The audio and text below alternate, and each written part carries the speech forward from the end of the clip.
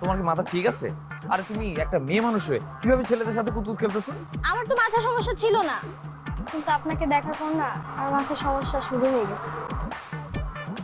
দেখেন, আমার হার্টবিটটাও বেড়ে গেছে, শুনতে পারতেছেন? কি বলে এই মেয়ে? এই তুমি কি পাগল নাকি? তোমার ফ্ল্যাট নাম্বার কত বলো তো? তোমার বাবার কাছে গিয়ে এখনই তোমার নামে বিচার দিব। দিতে পারেন, কিন্তু আমার কি মনে হয় জানেন? কি? বিচার দিয়ে কোনো লাভ হবে না। আমার বাবার নাম হচ্ছে সোভান সাহেব। ও আচ্ছা আচ্ছা, বুঝতে পারছি। তার মানে তুমি বাড়িওয়ালার মেয়ে। এই কারণে তো চ্যাটাং চ্যাটাং করে কথা বলতেছো, তাই না?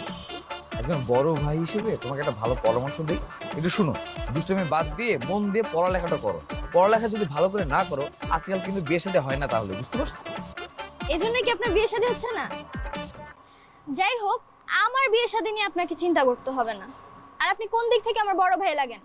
আর শুনেন, আমি কিন্তু বোকা না। যাকে আমি বিয়ে করব তার সাথে আমার এজ